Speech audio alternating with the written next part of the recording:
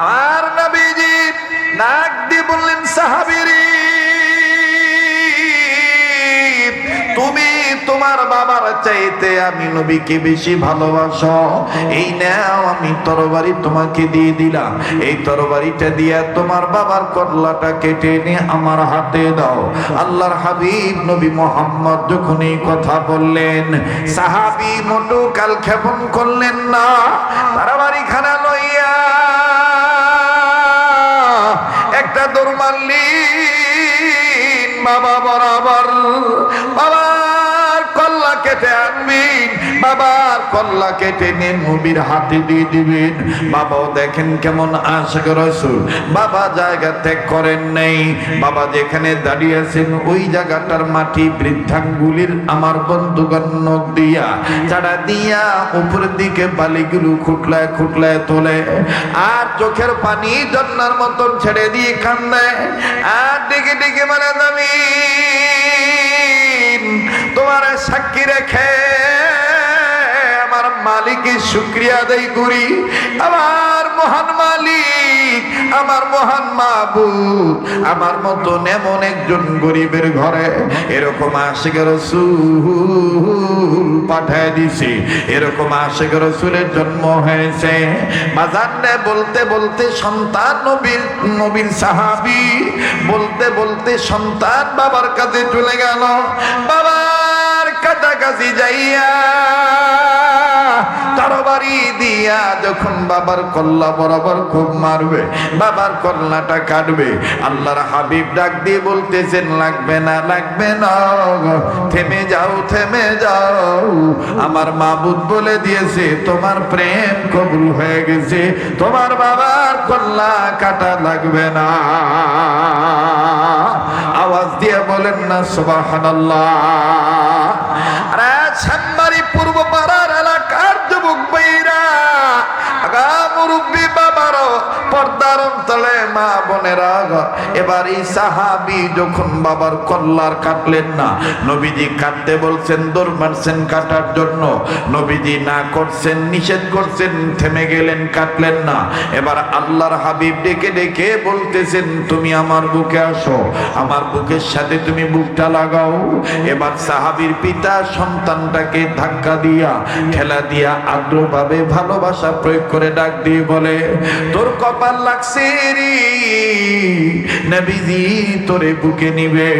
এবার এই সাহাবী যখন নবীর বুকে চলে গেলেন, আল্লাহ নবী মুহাম্মদুর রাসূলুল্লাহ সাল্লাল্লাহু আলাইহি সাল্লাম এই সাহাবীকে বুকে নিয়া সাহাবীর বাবাকে উদ্দেশ্য করে ডাক দিয়ে বলে, আল্লাহর বান্দা, তোমার ছেলে আজকে আমারে যেই প্রেম দেখাইলো, তোমার ছেলে আমারে আজকে যে প্রেম দেখাইলো, আমি নবী মুহাম্মদ তোমারে বলে দিলাম, তোমার এই ছেলেটা যেদিন মারা যাবে আমি নবীরে না জানাইয়া তুমি মাটি দিও না। আমার ভাইরা সাহাবী বললেন, কেন গো হুজুর? আমার নবী বললেন, তোমার এই ছেলে যেদিন মারা যাবে ওই দিন আমি রাসূলকে তুমি খবর দিলে, আমি নবীজি তোমার এই বাচ্চাটা, তোমার এই ছেলেটার লাশ আমি ধোয়ায় দেব, আমি গোসল করে দেব, আমি নিজেই তার গায়ে কাফনের কাপড় পেঁচায় দেব, আমি নিজে তার লাশের জানাজার ইমামতি করব, আমি নিজে তারে কোলে করে নিয়ে কবরে নামাবো, আমি তারে নিজের হাতে তার কবরে মাটি পুরা করে দেব। তোমার এই ছেলে মারা গেলে আমারে না জানাইয়া মাটি দিও না। সাহাবী কান্দে আর ডেকে ডেকে বলে, ইয়া রাসূলুল্লাহ, ইয়া হাবিবাল্লাহ, আপনার কথার দ্বারা বোঝা যায় আমার ছেলে আর বেশি দিন বাঁচবে না, আমি আর আব্বু ডাক বেশি দিন শুনতে পারবো না।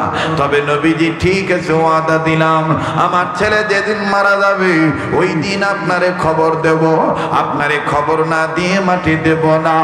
এবার সাহাবীকে নিয়ে যখন পিতা সাহাবী চলে যাচ্ছে, বাড়িতে চলে গেল। লম্বা কথা সংক্ষেপ করে দিলাম, আল্লাহ যে বললেন ওয়াল্লাযিনা আমানু আশাদ্দু হুব্বান লিল্লাহ, মুমিনেরা ঈমানদাররা সবচাইতে আল্লাহকে বেশি ভালোবাসে।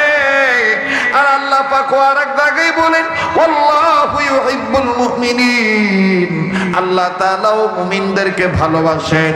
দেখেন বাজান, দুই ভালোবাসা যখন মিলে যায় তখন তার কপাল কেমন খুলে যায়, তার কপাল কেমন বরকতওয়ালা কপাল হয়ে যায়। সাহাবী ইন্তেকাল করেন নাই, বাবা চলে গেলেন ছেলেকে নিয়ে বাড়িতে যা বিবিকে ডাক দিয়ে বলে, বিবি রে তোর আমার কপাল লাগছে রে বিবি, তোর আমার ছেলেকে আল্লাহ এবং আল্লাহ রাসূল পছন্দ করেছে। আমার নবী বলেছেন আমার এই ছেলে তোরা আমার ছেলে যেদিন মারা যাবে নবীজিরে না জানে যেন মাটি না দেওয়া হয়। এই ছেলেটা যেদিন মারা যাবে নবী মুহাম্মদকে খবর দেওয়া লাগবে। আল্লাহর হাবিব নিজে তার লাশটা ধোয়াবে, আল্লাহর হাবিব নিজে তার লাশটা গোসল করাবে, আমার নবীজি নিজে তার লাশের জানাজার ইমামতি দিবে, আমার নবীজি নিজেই তার লাশ কবরে কোলে করে নামায় দিবে, তার কবরে মাটি পুড়া করে দিবে। সাহাবীর স্ত্রী কান্দার ডাক দিয়ে বলি, স্বামী গো আমি আগে থেকে আমার সন্তান রে নবীর প্রেমে দান করে দিয়েছি, কিন্তু এত তাড়াতাড়ি আমার সন্তান দুনিয়ার থেকে বিদায় নিবে এইটা ভাবতে পারি নাই গো স্বামী আমার। ঠিক আছে, সন্তান যেদিন মারা যাবে নবীজিকে খবর দেব, নবীজিরে খবর না দিয়ে মাটি দেব না। আমার ভাইরা লম্বা কথা সংক্ষেপ করে দিলাম। একদিন, 2 দিন, 3 দিন চলে গেল। 4 দিনের দিন সাহাবীর গায়ে প্রচন্ড জ্বর চলে আসলো। সন্তান সাহাবীর গায়ে যখন প্রচন্ড তাপমাত্রা বেড়ে গেল, মা জননী নজর করে দেখতেছে ছেলেটা বসে থাকতে পারতেছেন না, ছেলেটার গা পুড়ে যাইতেছে, তাপমাত্রা এত বৃদ্ধি হয়ে গেছে, চোখ দুইটা লাল হয়ে গেছে, ঠোঁট দুইটি কালো হয়ে গেছে, চোখ থেকে পানির ফোঁটাগুলি জন্নার মতন টপটপ হয়ে পড়ে। আমার বন্ধুরে মা বুকে পিঠে কপালে হাত দিয়ে দেখি প্রচন্ড জ্বর, অনেক জ্বর। মা সন্তানের শরীরে তাপ কমানোর জন্য আস্তে করে কাপড় ভিজায় কপালে জলপট্টি দেয়, পানি দিয়া আমার বন্ধুগণ পানি দ্বারা কাপড় ভিজাইয়া বুক মুছায় দেয়, পিঠ মুছাইয়া দেয়। না না না, তা কমে না। এক পর্যায়ে ছেলেটা বাবা আর মাকে ডাক দিয়ে বলে, আব্বা আম্মা পৃথিবীর সবাই জানে, তুমিও জানো আমিও জানি, আব্বাও জানে, আমি মারা গেলে নবীর খবর দিলে নবীজি আমার লাশের জানাজার ইমামতি করতে আসবে, নবীজি আমার লাশটা ধোয়ায় দিবে, নবীজি আমাকে নিজে কোলে করে নিয়ে কবরে শোয়াইবে, নবী আমার কবরের মাটি পুড়া করে দিবে। প্রাণের বাবা, আমি তোমাদের সন্তান, একটা ওয়াদা নিতে চাই তোমাদের কাছ থেকে। মা আর বাবা ডাক দিয়ে বলে, কি ওয়াদা? ছেলেটা এবার ডাক দিয়ে বলে, আব্বা আম্মা গো, তোমরা দুইজন বাবা মা আমার বুকে হাতটা রাখো, তোমাদের নিজ নিজ হাত আমার বুকে রাখো। এইবার সন্তানের বুকে হাত রাখা হলো। মা আর বাবার দুটোটা হাত সন্তান শক্ত করে ধরলেন, ধরিয়া চোখে পানি ছাড়িয়া কান্দে আর ডেকে ডেকে বলে, আব্বু আম্মু গো, তুমিও জানো আমিও জানি, বাবা জানে, আমি আমার নবীকে বেশি ভালোবাসি, আমার জীবনের চাইতে নবী মুহাম্মদকে বেশি ভালোবাসি। ওই আব্বু, ওই আমার আম্মু, এই সুবাদে নবীজি বলেছে যদি আমি মারা যাই আমার নবীকে খবর দেওয়া লাগবে, নবীজি আইসা আমার লাশটা গোসল করায় দিবে, নবীজি আমার গায়ে কাপড় পেঁচায় দিবে, নবীজি আমার লাশের দানা দানা ইমামতি করবে। আব্বু আম্মু, আমি চিন্তা করে দেখছি গো মা, আমার নবীর মা নাই, বাবা নাই, আমার নবী এতিম নবী। এই এতিম নবী আমার ইন্তেকাল করার পরে এতিম নবীরে যদি তোমরা খবর দিয়ে দাও, নবীজি আসবে। কিন্তু গো মা, আমি চিন্তা করে দেখছি, আমি যদি রাত্রিবেলায় মারা যাই, আমাদের বাড়ি থেকে আবু জেহেলের বাড়ির দূরত্ব 3 মাইল দূরে। এই 3 মাইল রাস্তা অতিক্রম করে এই রাস্তা দিয়ে আবু জেহেলের বাড়ির সামনে দিয়া আমার এতিম নবী, যদি আমার মা হারা বাবা হারা এতিম নবী যদি আমার রাত্রিবেলায় আবু জেহেলের বাড়ির সামনে দিয়া মাটি দিতে আসি, আবু জেহেল যদি আমার এতিম নবীর একা পাইয়া রাত্রির অন্ধকারে আমার নবীর উপর হামলা চালায়, আমার নবীর উপর আক্রমণ করে, আবু জেহেলের আক্রমণে যদি নবীজি আক্রান্ত হয়ে যায়, মা গো প্রাণের আব্বা গো, আমি আমার আল্লাহর কাছে কি জবাব দিব? আমার জানাজা পড়াইতে আইসা নবীজি আবু জেহেলের হাতে মার খেয়েছি। না না মা, না না বাবা না। তাই আমি নিয়ত করেছি, আমি আমার জীবনের চাইতে নবীকে বেশি ভালোবাসি। মা গো প্রাণের আব্বা গো, আমি রাত্রি বেলায় মারা গেলে নবীর খবর দেওয়ার দরকার নেই, দিনের বেলায় মারা গেলে নবীর খবর দিয়ে। মা বাপ কান্দার ডাক দি বলে, বাবা তুমি যেহেতু নবীর এত ভালোবাসো, যাও যাও ওয়াদা দিয়ে দিলাম, তুমি যদি দিনের বেলায় মারা যাও তাইলে নবীজিকে খবর দেব, রাত্রি বেলায় মারা গেলে নবীজিকে খবর দেব না। এই কথার ওয়াদা নিতেও দেরি, কিছুক্ষণ পরে সাহাবী ইন্তেকাল করলে। কিন্তু প্রমাণ করে মুহাদ্দিসিনে কেরাম বয়ান করে, আমার বন্ধুগণ সাহাবী সন্ধ্যার দিকে ইন্তেকাল করলেন। সন্ধ্যার দিকে যখন ইন্তেকাল করলেন, আরে বাবাজি সাহাবীর মা বাবা নবীজিকে না জানাইয়া উপস্থিত লোকদেরকে নিয়ে মাটি সম্পন্ন করে দিলেন। আমার বন্ধুগণ মাটি দেওয়া হয়ে গেল। পরের দিন সকালবেলা একজন সাহাবী নবীজির দরবারে যাইয়া, ও শ্যামবাড়ি পূর্ব পাড়ার এলাকার বাবারা ভাইরা, ও আমার বন্ধুরা রে, দেখো নবীর প্রেম কারে বলে। সাহাবী পরের দিন সকালবেলা নবীর দরবারে যাইয়া ডেকে ডেকে বলতেছেন, ইয়া রাসূলুল্লাহ, ইয়া হাবিবাল্লাহ, আপনি খবর পাইছেননি? আপনার অনুমতি প্রাপ্ত হইয়া যেই সন্তান বাবার কল্লা কাটার জন্য দৌড় মারছিল, এই সাহাবী ইন্তেকাল করছে, আপনার এই পাগল আশিক ইন্তেকাল করছে, আপনি কি খবর পাইছেননি? আমার নবী বসা ছিলেন, দাঁড়িয়ে গেলেন, দাঁড়িয়ে ডাক দিয়ে বললেন, চলো দেরি করা যাবে না।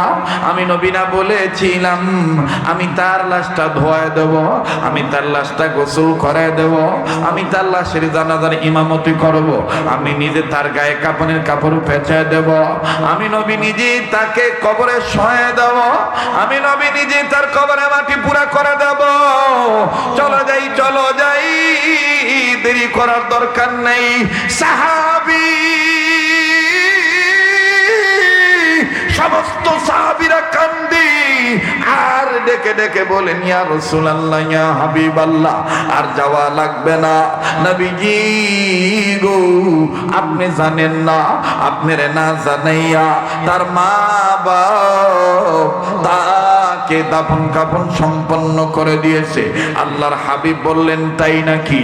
এই খবরটা যেহেতু আমারে তার মা বাবা জানায় নেই, এমনকি আল্লাহ জানান নাই, তার দ্বারা বোঝা যায় ঘটনাটার মধ্যে কোনো না কিছু লুকায় আছে। চলো যাই, আমি তার বাড়িতে যাব। এইবার নবীজি সাহাবীদেরকে নিয়ে তালহা বিন বাররা রাদিয়াল্লাহু তাআলা বাড়িতে চলে গেলেন। বাড়িতে যাইয়া ডাক দিয়ে বলতেছেন, বাবা মাকে ডেকে ডেকে বলতেছে, ওগো আল্লাহর বান্দা বান্দি, কইছিলাম কি, কল্লাটা কি?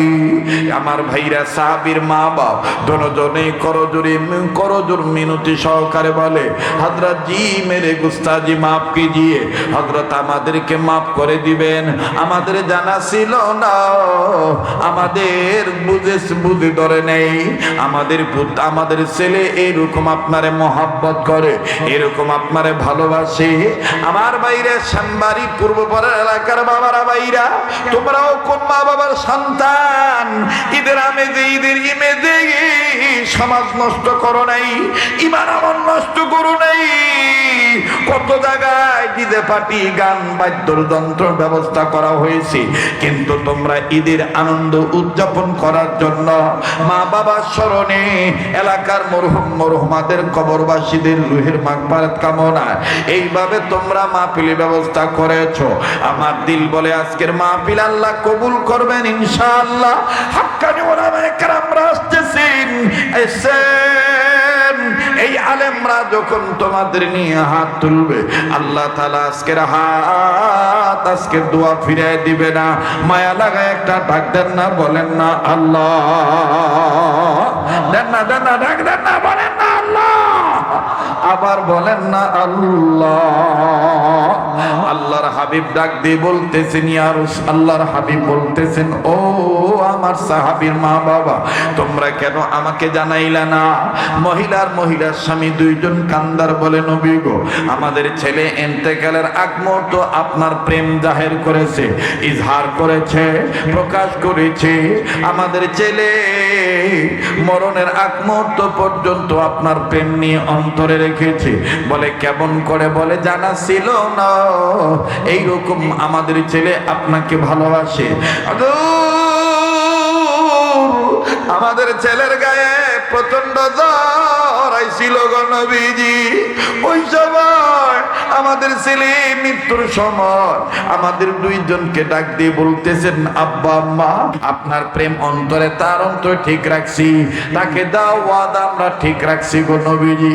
আল্লাহর হাবিব বললেন, কোথায় আমার ওই পাগলের কবর? কোথায় আমার ওই পাগলের মাকবর? কোথায় আমার ওই আশিকি কবর? কোথায় কোথায় তারে মাটি দিয়েছো? মা বাপ দুইজনে কান্নার ডাক দিয়ে বলতেছেন, নবী গো, এই তো আমি ডাইনে তাকে কবর দিয়েছি। আল্লাহ রাসূল সাল্লাল্লাহু আলাইহি সাল্লাম এবার কবরটা দেখার পরে অন্যান্য সাহাবীদেরকে নিয়ে সাহাবীর কবরের কাছে গেলে, কবরের কাছে যখন যায় চতুর্দিক থেকে আমার বন্ধুগণ আল্লাহ পাকের জিকিরের আওয়াজ আসে, লা ইলাহা ইল্লাল্লাহ, জোরে লা ইলাহা, জোরে জোরে লা ইলাহা ইল্লাল্লাহ, জোরে লা ইলাহা ইল্লাল্লাহ, লা ইলাহা, লা ইলাহা ইল্লাল্লাহু মুহাম্মাদুর রাসূলুল্লাহ সাল্লাল্লাহু আলাইহি ওয়াসাল্লাম। এবার আল্লাহর হাবিব সাহাবীর কবরের কাছে যায় দাঁড়াইলেন। কবরের কাছে যাইয়া দাঁড়াইয়া নিজের ডান হাতটা বাড়ায় দিয়া এই সাহাবীর কবর উপরে রাখলেন। যেখান দিতে বুক বরাবর হাতটা রাখলেন, হাত রেখে আল্লাহর নবী আশিক রাসূলের পক্ষে দেখেন আল্লাহর নবীও প্রেম জাহির করলেন। ইজহার করে দিয়ে আল্লাহর নবী বাম হাতের সাদা আঙ্গুল উঁচু করিয়া আকাশ পানে উঁচু করে ধরে ডাক দিয়ে বলতেছে, আল্লাহ গো, ওগো আমার আল্লাহ, এই বালক সন্তানটা আমি নবীকে মৃত্যুর আগ পর্যন্ত বলছে ভালোবাসি। ওগো আল্লাহ, আমি নবীজিও তাকে ভালোবাসি। ওগো আল্লাহ, আমি রসুল বলে দিচ্ছি, এই ছেলেটার পক্ষে আপনি আল্লাহ দিয়ে দেন হাসি। ওগো আল্লাহ, আপনি হাসি দিয়ে দেন। সাহাবীর মা বাপ দুইজন ডাক দিয়ে বলতেছে, হায় হায়, আল্লাহর নবী আল্লাহকে হাসতে বলতেছে, কেমন কথা হয়ে গেল। আমার ভাইরা, আমার বন্ধুগণ, কিছুক্ষণের মধ্যে জিবরাইল আমিন হাজির হয়ে গেল। জিবরাইল আমিন হাজির হয়ে ডাক দিয়ে বলতেছে, ইয়া রাসূলুল্লাহ, ইয়া হাবিবাল্লাহ, আল্লাহ রাব্বুল আলামিন আপনার এই আশিক রাসূলের পক্ষে হাসি দিয়ে দিছে। আল্লাহর হাবিব ডাক দিয়ে বললেন, শোনো শোনো আমার উম্মতেরা, ওগো আমার প্রিয় সাহাবীরা, আল্লাহর বান্দা বান্দিরা, যেই বান্দা বান্দি ছোট বড় হোক, ধনী হোক গরিব হোক, যখন আমারে নিজের জীবনে যেতে ভালোবাসবে, আমার আল্লাহ তাদেরকে ভালোবাসবে। যার প্রমাণ হলো এই সাহাবীর পক্ষে আমার আল্লাহ পাক দিয়ে দিছে হাসি, এই ছেলেটা হয়ে গেছে জান্নাতবাসী। মুসলমান ভাইরা আমার বন্ধুগণ, কাজে আজকে আমার বন্ধুগণ, আজকে থেকে আমাদের মৃত্যু পর্যন্ত ওয়াদা ঠিক রাখা দরকার। আমরা আমাদের জীবনে চাইতে সবচাইতে বেশি ভালোবাসবো আল্লাহ এবং আল্লাহ রসুলকে। রাজি আছি তো ইনশাআল্লাহ? কারা কারা রাজি আছি? দু হাত তুলে আল্লাহকে দেখাই। নারায়ে তাকবীর, নারায়ে তাকবীর। হাত নামা। আমার বন্ধুগণ, আমরা সবচাইতে বেশি ভালোবাসবো কাকে? যারা বলেন কাকে? আল্লাহকে ভালোবাসতে গেলে রাসূল আকরাম সাল্লাল্লাহু আলাইহি সাল্লামকে ভালোবাসতে হবে, ঠিক কিনা বলেন? আর রাসূলকে যারা ভালোবাসে, আশিক রাসূলের দাবি যারা করে, তারা হক্কানি আলেমদেরকে মহব্বত করে, ঠিক কিনা বলেন? রাসূলকে ভালোবাসার প্রমাণ হলো সুন্নাত ওয়ালা উম্মত হওয়া। বলেন কি ওয়ালা উম্মত হওয়া? উম্মত হওয়া, সুন্নাত ওয়ালা উম্মত হওয়া। মুহতারাম হাজিরিন, আমি আমার যুবক ভাইদের প্রতি অনুরোধ করে বলবো, আজকের মাহফিলে একটা ওয়াদা করতে পারবেন? সুন্নত আছে যেখানে আমরা উম্মত আছি সেখানে, বলেন সুন্নত আছে যেখানে আমরা উম্মত আছি সেখানে একটা সুন্নতের দাওয়াত, একটা সুন্নতের আমাল আমি আপনাদেরকে দিতে চাই। আজকে থেকে আমরা ইনশাআল্লাহ যার সাথে যখন দেখা হবে মুসলমান হিসেবে, আমরা প্রতিনিয়ত আগে আগে সালাম দেব। পারবো তো ইনশাআল্লাহ? পারবো তো ইনশাআল্লাহ? আগে আগে কি দেব? সালাম দেব। আসসালামু আলাইকুম বলেন তো দেখি, আবার বলেন তো দেখি। আসসালামু আলাইকুম।